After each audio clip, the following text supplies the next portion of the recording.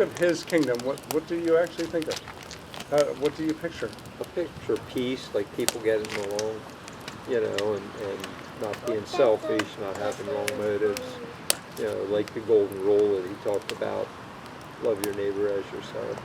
I see that because I think if that were going on in the world, there would just be so many less problems. I mean, there's always going to be natural disasters. There's all kind of things that just happen, but there's so much strife.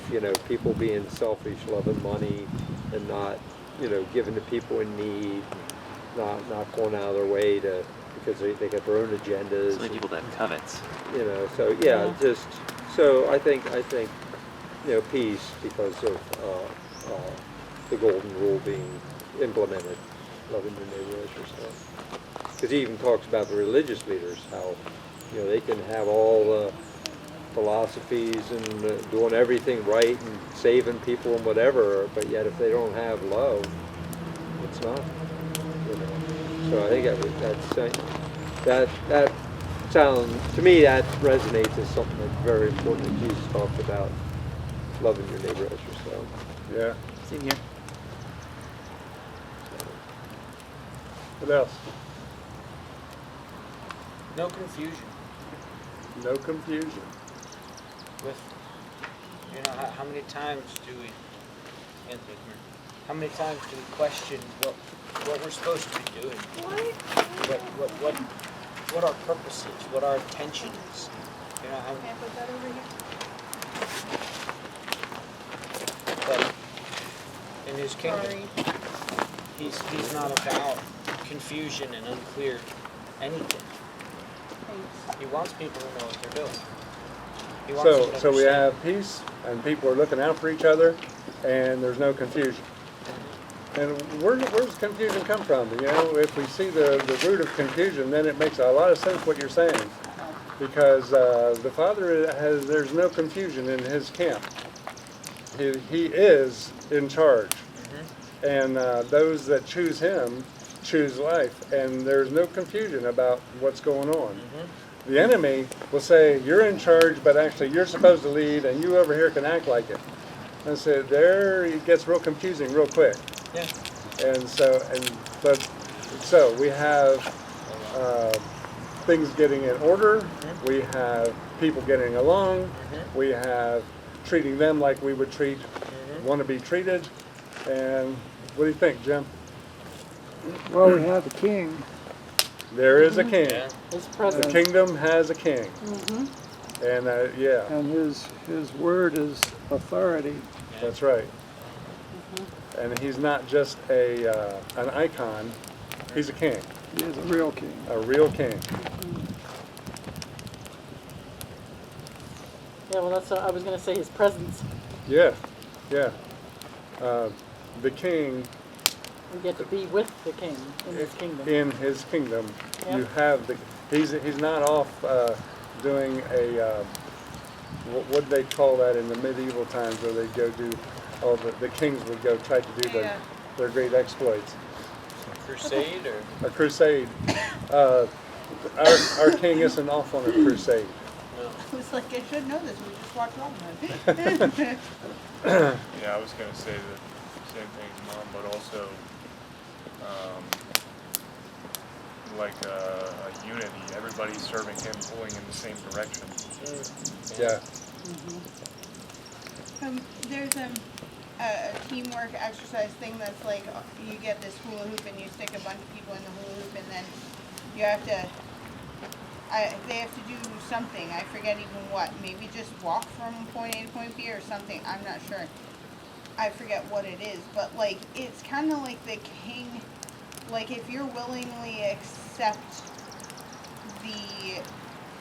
the confines of following the king, and the king is a good king, then you don't have to do so much of the thinking and the calculating and the figuring.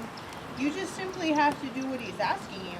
And basically, like, you have to follow him where he asks you to go, and if you're doing that, you're going to automatically be willing to function alongside of people that you might never even think that you wanted to. function alongside of. But it takes the pressure off Correct, yeah. because you don't have to decide everything anymore. And with the pressure off, you actually can hear a lot better. Because when you can't hear is when you're under pressure about things that you don't think you're in control of.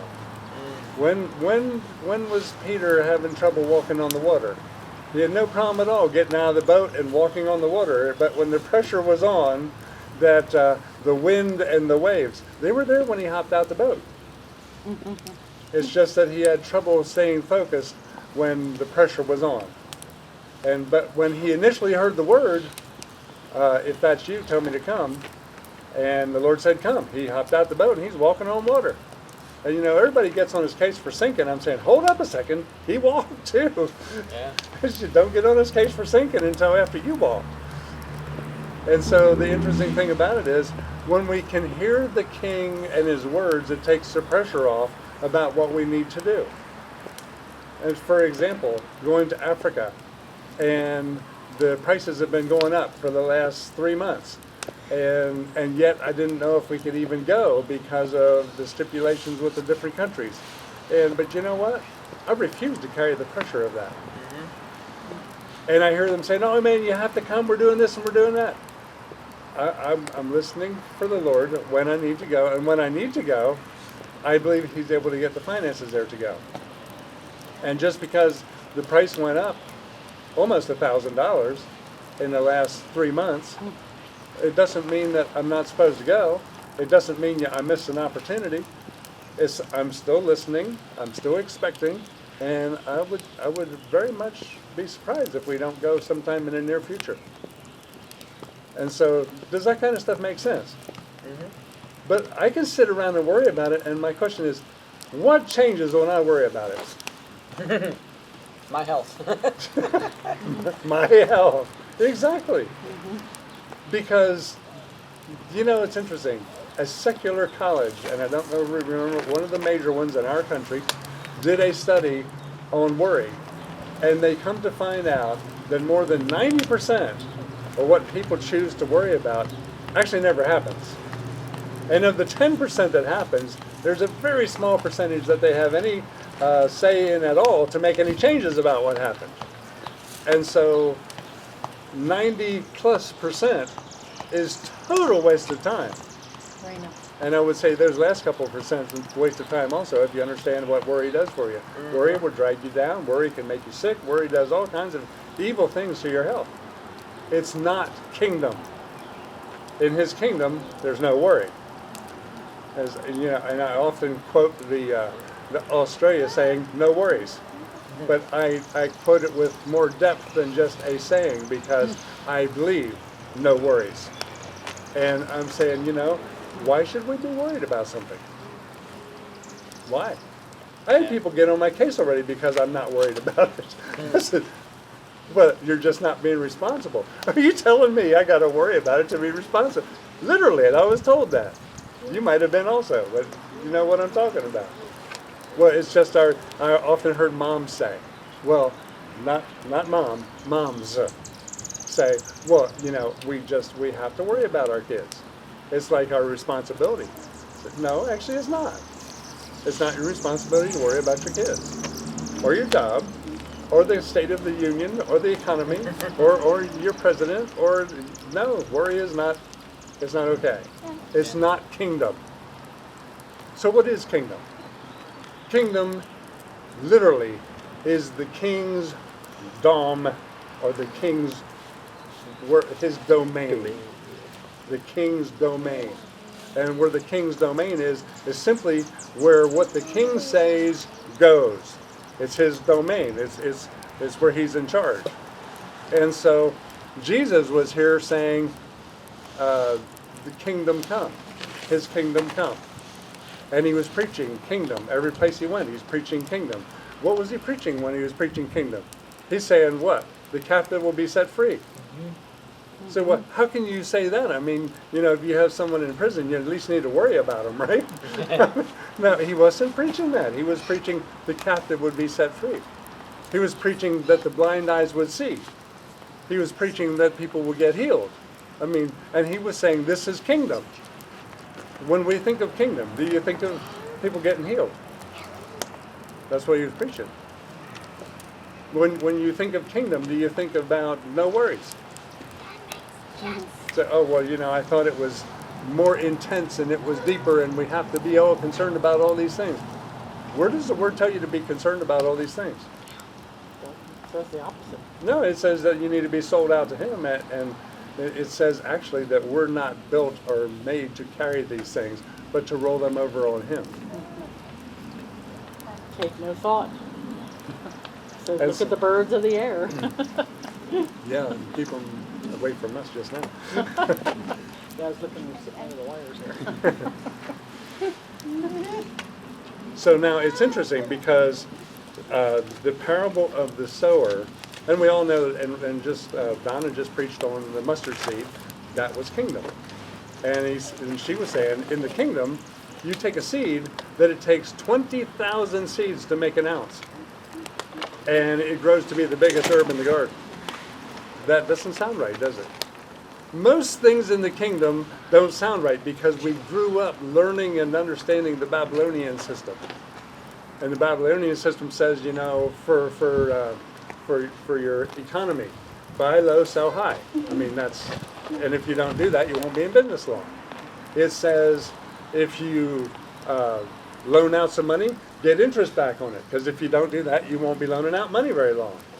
It says if you can get something from someone else, get it, because that's how you increase.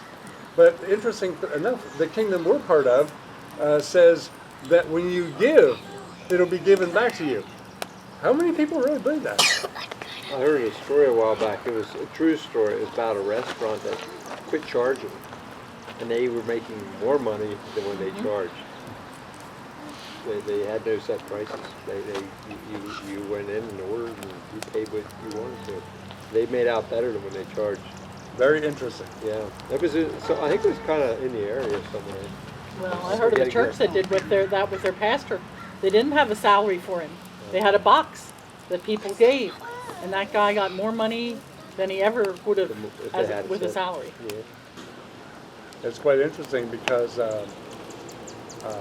Keith Moore, the Lord told him to give all his tapes and messages and all that, to give them away.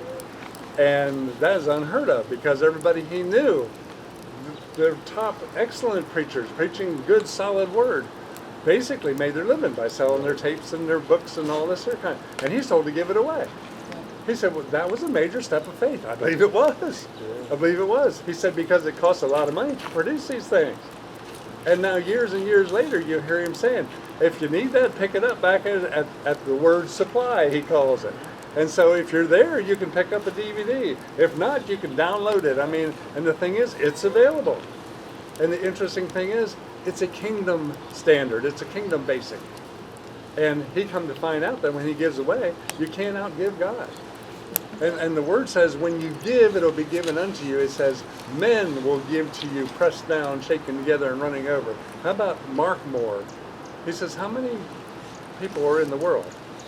He says, why are you putting a limit on who can give back to you? It says, men will give back to you. He says, how many billion opportunities do you have somebody to give to you?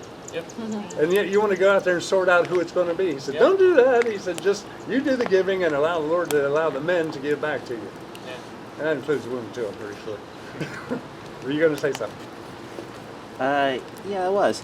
I don't know if I'm allowed to say this or not, but when I do the tithes and offerings here, I always give the same amount each week, even if I work fewer hours the same week, because I'm giving something to the Lord, and I'm supporting the church and my family, and I know that if I give, it'll go a long way. And it will. And Amen. it will come back to you. Right. Yes. And there's a lot of promises with giving as far as the tithe. You give the tithe, and the word says that the enemy will be He will rebuke the devourer rebuked. for your sake. Yes, the devourer will be rebuked. That is powerful Yeah. because he's the one trying to take all your stuff. He's the one trying to have you crash and burn. And then it says when you give, it'll be given back to you. And it's very interesting. With the same measure that you give. Yeah. And so, if you're taking a quart can and you're pushing it down and pressing it, and you give that, it'll come back to you, just overflowing and running out all over a quart can. And people say, they used to get on our case, they say, how come you gave your van away? That was one of the biggest ones. We had a nice van and we had an old van, and the Lord asked us to give the van away, and I was prepared to give the old one away. I had no problem with that. And then he said, no, the other one. And I'm thinking, I just put tires on it and a battery and all this stuff. And I thought that's our van for the family for the next multiple years. And within 2 weeks, less than that, we had turned it over to someone else because the Lord asked us to. And people said, what in the world's the matter with you? Well, it's quite interesting, all the different places and times and things that have been coming back over the years. And a whole lot of it has to do with what did you actually sow? What did you give? What did you plant? And another example I was going to give was at the public library. I go there every week and I check books out and I enjoy that. And once in a while, I'm kind of a slow reader, so it takes me a while to get through a book. And occasionally I forget to renew it if I need it for another week. And if I owe a fine, if I owe them 60 cents if it's overdue, I give them $1 because I'm supporting the public library by giving a donation, and also I imagine they could really use it now because they're in the process of moving to a new facility. Yes, and the key is when we hear, we give. And we don't just make it up and go out there and just pass out our whole paycheck, because that's not what the Word said. In the kingdom, things are in order. And when we listen to the king, he might ask us to give our nice van. He might ask us to give the other van. It should be okay either way. He might ask you to give both vans. It still should be okay. And he might not ask you to give any of them. And people have trouble with that. They want to open the book and find a standard. Now the interesting thing is, I was just looking at this, and it says the parable of the sower, and you remember that he was, in fact, let me just read it quickly. The parable of the sower. Jesus said, sat by the sea. They sat down by the sea. I think they made a little fire like we got here, and they're chatting. And the interesting thing is, it ended up that it was no longer a little fire, just a couple people. A great crowd came to hear what he's talking about. And so the whole crowd stood on the beach, and he started telling them a parable. He said, a sower went out to sow. And when he sowed, some seeds fell along the path, and the birds came and devoured them. Other seeds fell on rocky ground. They didn't have much soil, and immediately they sprang up, but since they had no depth of soil, when the sun rose, they were scorched. Immediately they sprang up, since they had no depth of soil, but when the sun rose, they were scorched. And since they had no root, they withered away. Other seeds fell among thorns, and the thorns grew up and choked out the good seed. Other seeds fell on good ground and produced a gain. It produced some 100-fold, some 60, and some 30. He who has ears to hear, let him hear. And so he goes on to say then, they asked him later after everybody's gone, they said, explain to us the parable of the sower. He said this. He said, when anyone hears the word of the kingdom and does not understand it, what's the word of the kingdom? If you give, it'll be given back to you, pressed down, shaken together. And he's our healer. And all these things that we've been talking about, that's the word of the kingdom. You treat people like you want to be treated. That's the word of the kingdom. We don't have to worry about things. That's the word of the kingdom. If you hear the word of the kingdom and you don't understand it, it says the evil one comes and snatches away the truth that you heard. And so you can explain to somebody, according to God's word, when you give, it'll be given back to you, pressed down, shaken together, running over. If they absolutely don't understand that, or it wasn't explained to them, or they're not connected in any way to the kingdom, it means nothing. It's gone. And he said, the evil one comes, snatches away, and he says that what had been sown into his heart. So did the seed get where it needed to go? Yes. Did it produce? No. Why? there was a lack of understanding. That's interesting. It says this is what was sown along the path. And as what was sown on rocky ground, this is the one who hears the word and immediately receives it with joy. They have a little bit of understanding. They get all excited about it. And yet he has no root in himself. What is somebody with no root in themselves?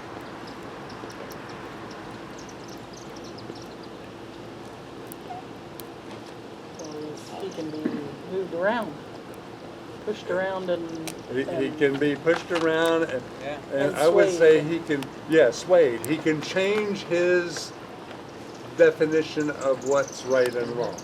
And much easier to be manipulated Yes. because he doesn't know what's happening. The easiest way I could explain it would say it's one who has a lack of character. Because when you strengthen your character, you have a root in yourself. Yes.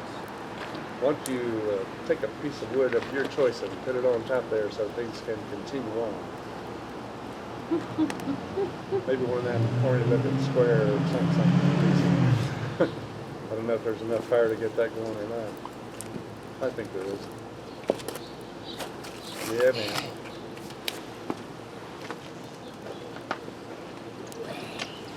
So, with no root in himself, he endures for a while, but when tribulation comes or arises, or persecution arises, why does it arise? On account of the word. Yeah. Isn't that interesting? You receive a truth and the crap hits the fan because of the truth. Yeah. How about that?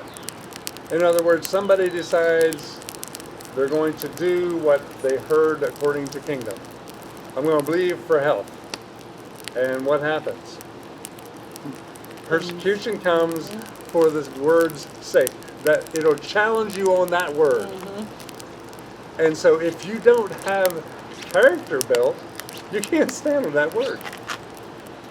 Because it just comes, easy come, easy go. It's changeable. Yep. And so no root in himself, you endure for a while, tribulation comes on account of the word, and immediately he falls away. In other words, it just, well, we just change all that. No root.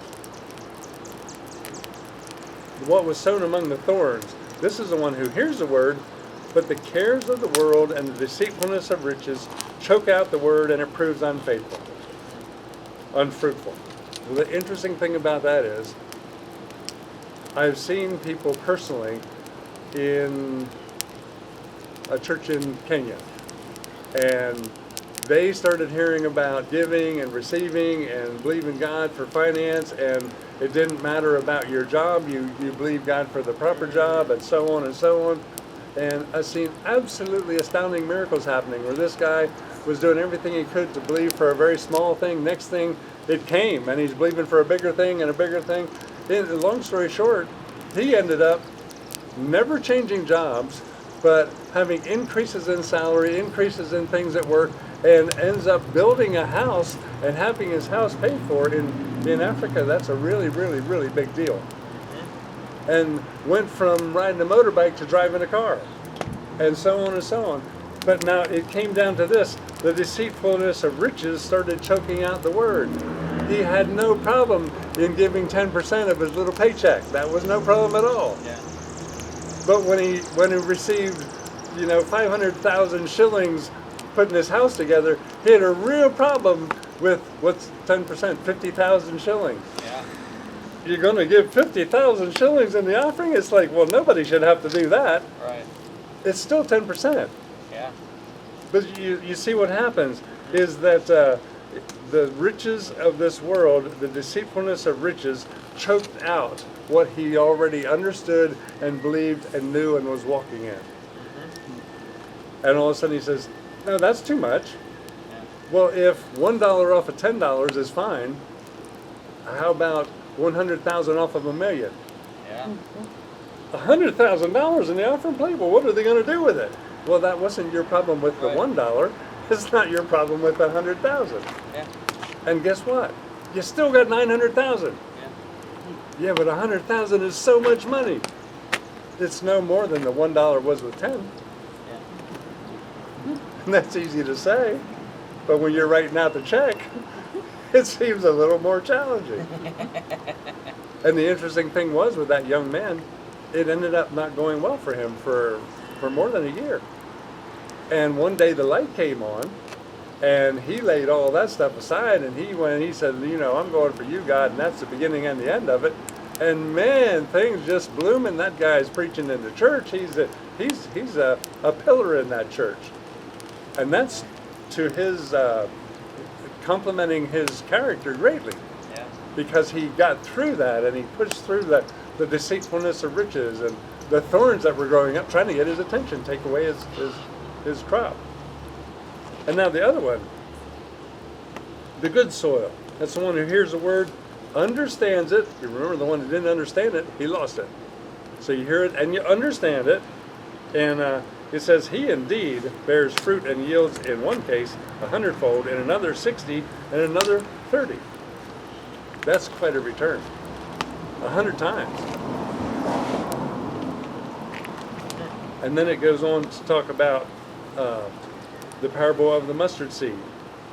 And it just continues on, parable after parable, and it says, this is what the kingdom looks like. And so we see truths in the kingdom, but there's a way to receive the truth and there's a way to lose it.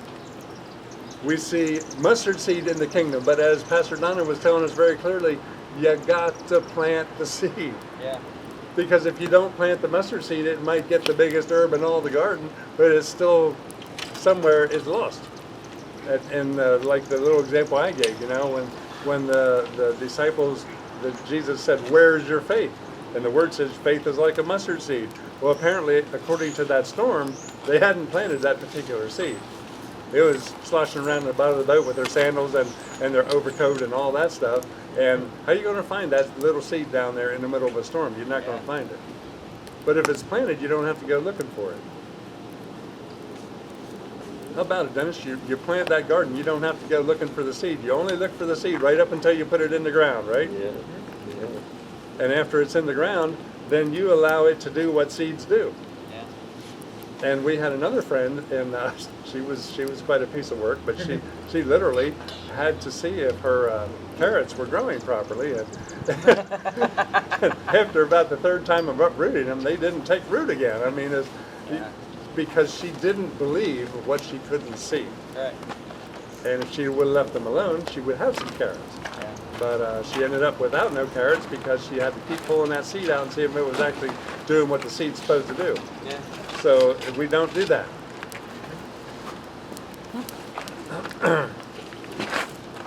The parable of the hidden treasure. The kingdom of heaven is like a treasure hidden in a field. And a man found it and covered it up again. Almost sounds like a sidewinder. Almost. Almost. And then in his great joy, he went and sold all that he had. And he bought that field. He had a plan. Yeah. And the interesting thing is, he saw something that was worth more than what he was up to. Mm-hmm. Does that make sense? Yeah. It's like the young man in Africa. When he started getting a hold of the truth and he started doing what he was supposed to do, things really came together for him. But then when he started losing it, he wasn't seeing it anymore. When he finally really got a hold of it, got to see it, it was worth everything he had. He said, "I'll do whatever you ask to do." And it's just really going for him. So he went and sold all that he had, and he bought the field. Well, guess what? The treasure's still there. Mm-hmm. Again, the kingdom of heaven is like a merchant in search of fine pearls, who upon finding a pearl of great value, he went and sold everything he had and bought it. See, you have to be able to see it and understand its worth to be able to sell out like that, to make it happen. When the Lord comes teaching kingdom, and he says about the call on your life, can you see it? And can you understand his worth?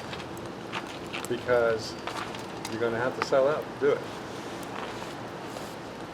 I mean, just this evening we were talking about motorcycles and all that, and it just flashed across my mind. I wasn't meditating on it. It just came for me to consider. What kind of motorcycle and how many of them could I have had on all my mission trip money? Because as I said, the one I was looking at recently was $3,900. I followed that up with the tickets for me and Mom to go to Africa next month is $2,000 apiece, $4,000. I said, huh, that's the same as that motorbike. Interesting thought, and huh? those are just the tickets to get there. And that's just to get there. So the interesting thing is, are you willing to sell out? Can you see the great value of the kingdom? Now this is a really interesting one here. The kingdom of heaven is like a net that was thrown into the sea and gathered fish of every kind. What do you think, Jared? Toss that net in, and when it's full, men drew it out, and they sat on the shore and sorted out into good containers what was good and threw away what was bad. In other words, there was all kinds of stuff out there that they hauled in. But somebody had to know the difference of what was good and what was bad. What will be? And you know, that reminds me of Uncle Martin. Good year fishing. Me and Uncle Martin was fishing out under the bridge in the bay, and we came up with the ugliest fish I've ever seen in my life. Some kind of a rockfish. And we took that thing off the hook gently and tossed him back and said, man, he was ugly. And we got back home and we looked up in the book to try to find out what that fish was. And there was a whole list of them there. We finally found him. And all these fish were listed as whether they were, as they called them, junk fish, if they were okay to eat, if they were good to eat, or if they were really highly sought after delicacy.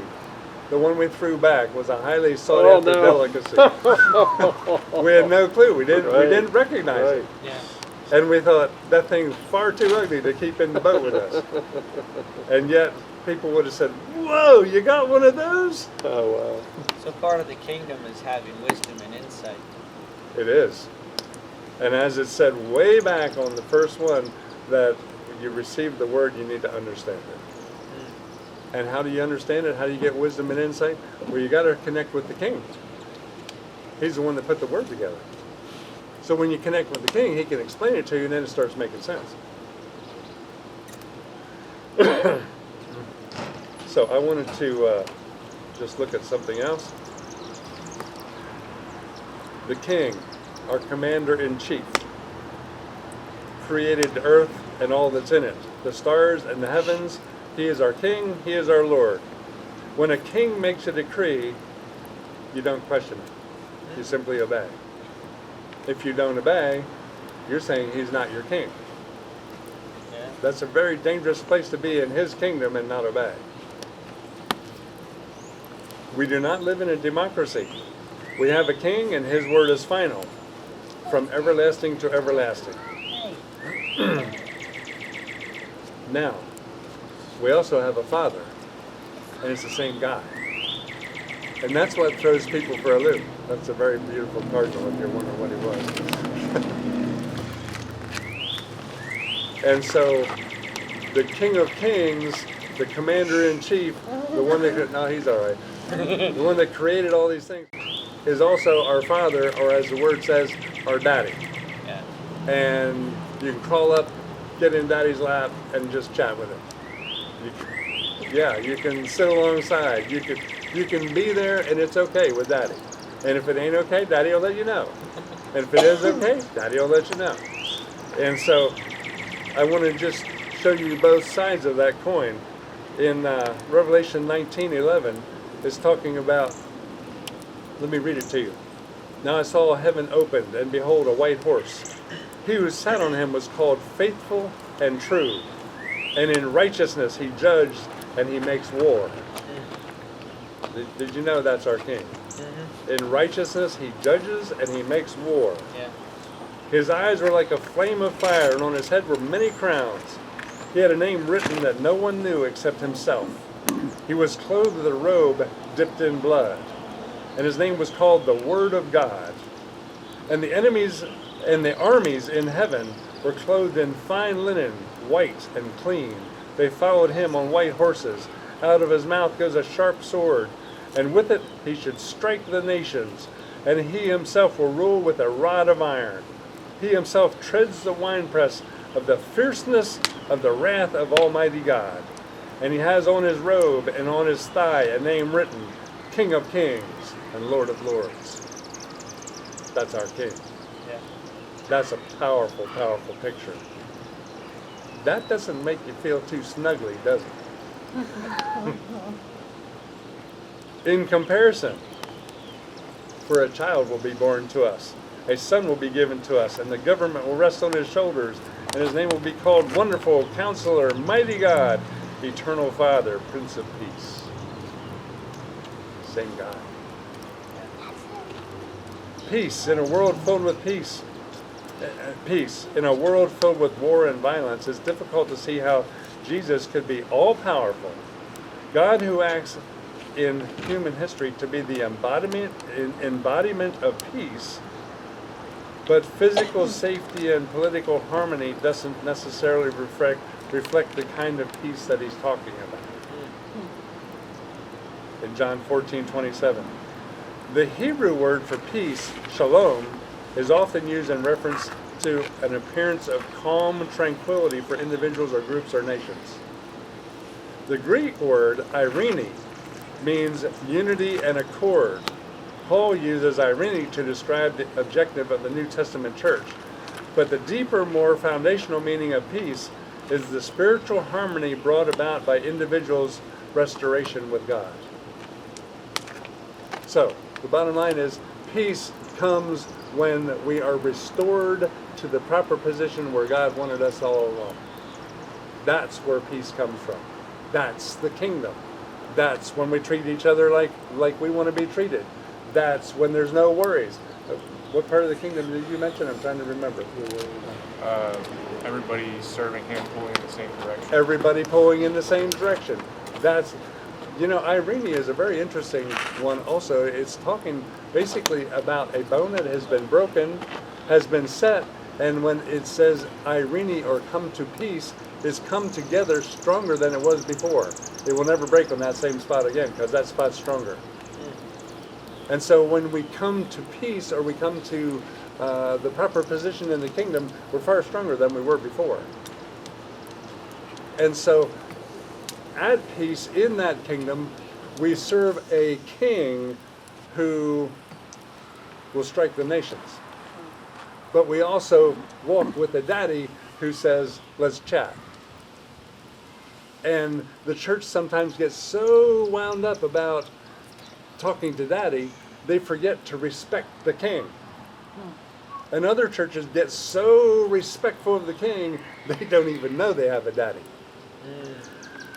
And so to keep that in order, we need to start to understand kingdom things about there is a house of the Lord and there's the camp of the Lord. And you need to do some in-depth study to figure out which is which and what's what. But the house of the Lord is the safe place. It's where you come home. It's where you calm the waters when you came in from the battle. Before you come into the house, you calm the water. You sheath the sword and let it out there on the outside. You don't need the sword in the nursery.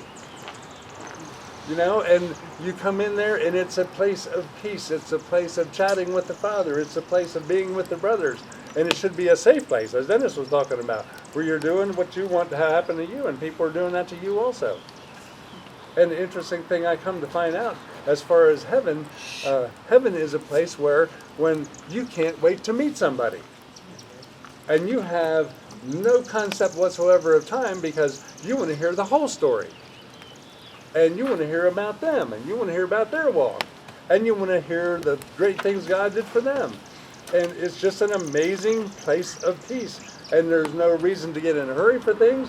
There's no reason to try to pull in a different direction. There's no reason to try to get something out of it and go home with something that you didn't have before.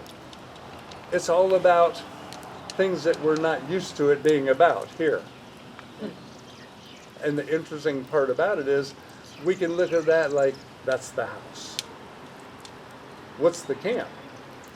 The camp is when we go to battle, go to war for our nation. We've been in a war. And the word of the king comes across and says, do this and don't do that. And walk this way and don't walk that way. And I will help you to bring things into an order. And the people that aren't familiar with kingdom says, well, I just don't see it. Well, I see everything all stirred up and upside down. I don't see it. Well, what does the word say? If you don't understand it, you lose it. How do you understand kingdom things?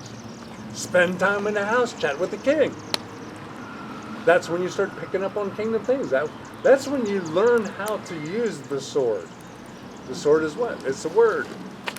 You learn the word, you learn how to use the word, and you practice with, I would say, plastic swords in the house, in the back room with your brothers. Only then do you go to battle with the king, the officer saying, do this and don't do that, because you have to have a discipline to go out there in the camp, or you are not going to come back. And people say, well, is it that dangerous? I mean, you're riding with the King of Kings. Was it dangerous when David and his mighty men went to war with their 50-1 of the enemy to them? It's very dangerous. But did they all come back? Yes, they all came back. What happened? They had some things in order and they followed their king or their leader. Yeah. What happened when they didn't? It didn't go well with them. So the interesting thing is, with David, he had, the point I'm thinking about, 600 men. He's not even called the king yet. And he goes to battle, the biggest battle that he had of his life to that point, when he's fighting these guys that burned Ziklag. And it's absolutely amazing battle because they had a forced march for multiple, it would look like more than a week to get there. And when they get there in the evening, and they fight all night long and all the whole next day. Can you imagine a forced march for a week or so and then fighting for 48 hours? And the interesting thing is, they all made it. But now, who had the mind of the king and who had the mind of their own stuff? They came away there, everybody was wealthier than they could possibly have imagined. But the worthless ones among them. The worthless ones among them decided they no longer had to, what did Dennis say? Do to others like you want to do to them. Yep. No longer had to share their stuff. No Yep. longer had to do kingdom things. Yep. Because why? They had risen above that. Yeah. You have to be careful with that stuff. How many churches have you ever been in that they are very enlightened? They're above. Leading edge was a key word for many years. We're leading edge church. There's a whole bunch of words they use right before they crash and burn. I've seen it over the last 20 years, more than that. How many times the leading edge churches got themselves in trouble because they were the worthless ones among us that had risen above kingdom things, and now they would make the plans and the purposes.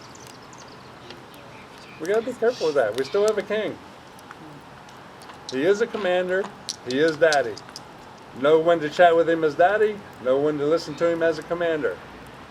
That's something Jonathan never learned. And Jonathan died on the battlefield. Jonathan had a king who was his father. His father made a stupid decree. I'm not saying it wasn't. But Jonathan said in front of the men, that's a stupid decree. It would have been better if father wouldn't have said it. You don't ever talk like that about your king. He was talking about his father. He wasn't talking about the king. But he was talking about that in the camp. Yeah. And so he never ran with David. He said, David, you're going to be king and I'll be right next to you. I mean, he could see it, but he didn't walk it. Yeah. And so just because we can see things don't mean it's established. We must walk it. There's always a walk. Yeah, Even for Paul. even for Paul. The word says he spent 3 years in what? Arabia? Learning about God. Learning that relationship. And only then does he go up to Jerusalem and presents himself to the apostles. Interesting enough, Jesus spent 30 years growing in favor with God and with man, Yeah. and then started his ministry. That's a challenge. A ministry that lasted for 3.5 years. Yeah. Wow. You know, in most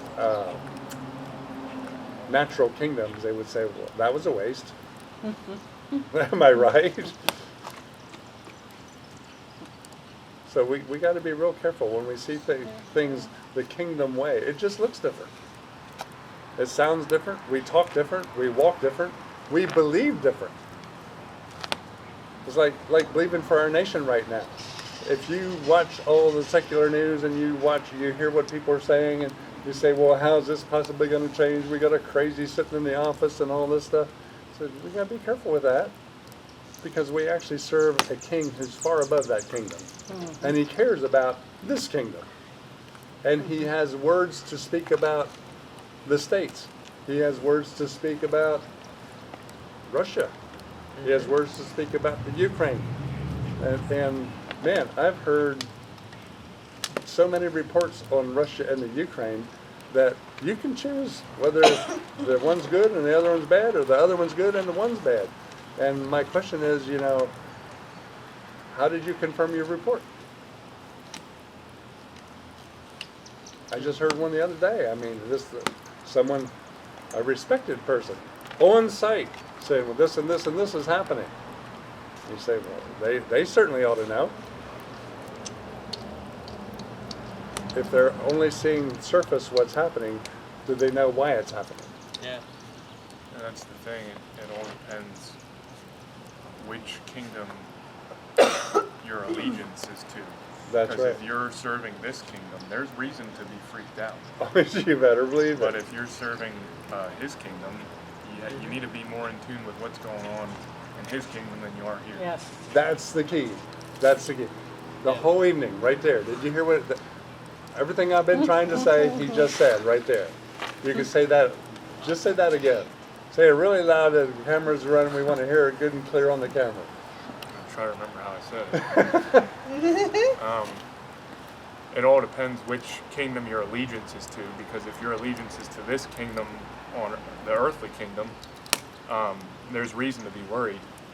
But if your allegiance is to the King of Kings and his kingdom, then there's no reason to be worried, but you need to be more in tune with what's going on in that kingdom than this kingdom. That's right. And when we're in tune with what's going on in that kingdom, we can be effective in this kingdom. Yeah. Because we're representatives of that kingdom in this kingdom. You need to preach to next time. Next Saturday. He's on.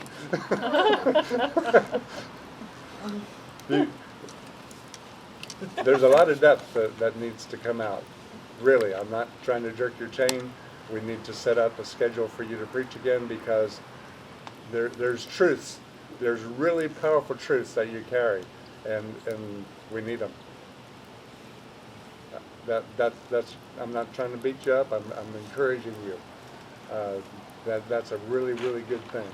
But just as that was put together, which kingdom are we focusing on? That's what I came to say tonight. Thank you.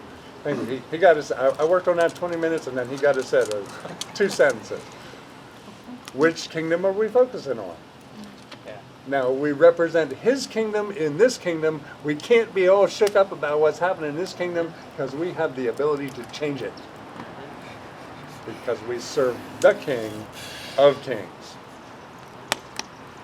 That's cool stuff. It's like when we went to Tanzania and there was a drought. I didn't understand the drought. I didn't understand the seasons. I only understood what the Lord told us to speak. And it changed the region so much so that they're the ones putting pressure on us to come back. But hey, wait a minute, it wasn't me. But I would very much enjoy coming back. And then let's take it to page 2. You did amazing things because the Lord told you and it happened. Page 2, you come back there. You know what you're expected? The bar has been raised to here. And they're saying, hey, whoa, man, Elijah's coming back, or whoever was there last time. Let's see what God's going to do this time. And I'll tell you what, Elijah can be really, really intimidated. You remember when Elijah had the big showdown and they killed 800 prophets of Baal, and the fire came and licked up all the water and the stones and all that? And he comes back and he outran the horses at 30 miles an hour. They figured that king's horses could run somewhere just over 30 miles an hour. And Elijah outran them. That's getting her done, man. That's a supernatural try. Yep. And the interesting thing is he showed up there at the city, but he didn't go in. Which gave Jezebel enough time to proclaim she's going to kill him. And he all of a sudden saw a whole different picture, and he's on the run. He Because focused on the it world was kingdom page instead 2. of God's kingdom. Page 2 was all of that happened. Page 2, now you're facing Jezebel. Is there any reason to believe that that's not going to go well? Page 1 was astounding. Just her, Her shooting her mouth off. well, and her history, how she had been in the past. Her what all history, she her did. shooting her mouth off. We have that in our kingdom today. Yeah. We have that in the White House. I mean, we maybe don't think of it that all the time, but like, for people who have faith in God and are Christians and they know it says that the next life is so much better than this life. So it's a win-win. I mean, if you're faced with something horrific and this could be life or death, well, yeah, death, it's a win, you know. Life, it could be a win or it could be terrible, you know, whatever, but it's a win-win, really. So, but we don't see it that way so often. We think we're trying to self-preserve, and, you know, we're trying to think, well, I got to get all this and that, but you ain't going to take none of it with you. That's right. You brought none, you're going to take none. And the interesting thing is that even like our friend Mark Moore, and he's gotten beat up, but you know, if he does go home, he hadn't lost. Right. I mean, he still has a tremendous impact on the kingdom things because he already has. Yes. And he currently is in the fight for his natural life, Right. but not for his spiritual life. Right. Well, it's like you talked about the Indian guy you met there. Yeah. You know, 20-some people were going, well, yeah, they're probably going to kill him. I mean, that's very likely. Pretty much was their goal. Right. But he believed that, you know, he had faith in the godly kingdom that, well, if they take my life, that's, you know, that's I'm better off. So what's the be all beat up, the pain and suffering, that was probably harder, you know, but, you know, and he was faithful, and he had enough faith that, you know, he wanted to preach the gospel even then. So, but yeah, it's we're sold out, and we don't have to worry. We don't have to be all worried about this kingdom and what it means, and self-preservation. And, you know, it's still, you know, I think God calls us, you know, in the Bible, in Proverbs and everywhere else, about making good decisions, about being, virtuous, not being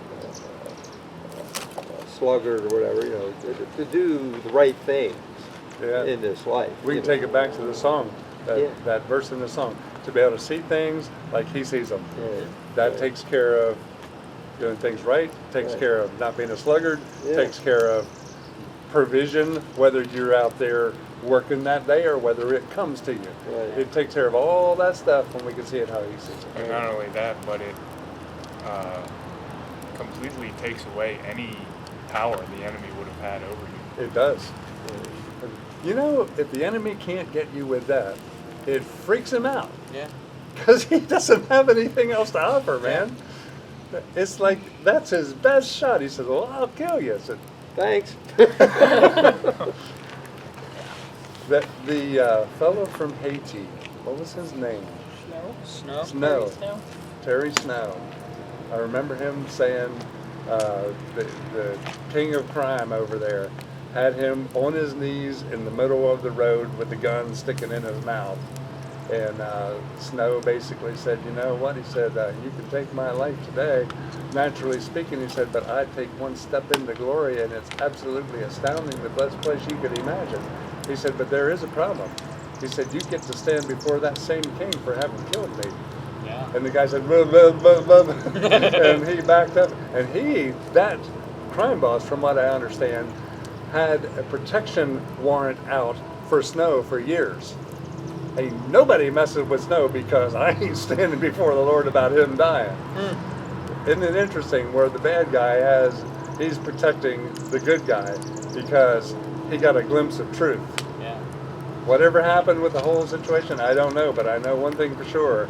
The guy definitely didn't shoot him that day. He was afraid for his own Somebody self. should have told him that, you know, it'd be better if you just, Give your then when life. you go, I mean, what else did you do? You should probably get that straightened out too. Yeah. Yeah, tell them the truth. You don't have to, be worried either about, Yeah, exactly. yeah.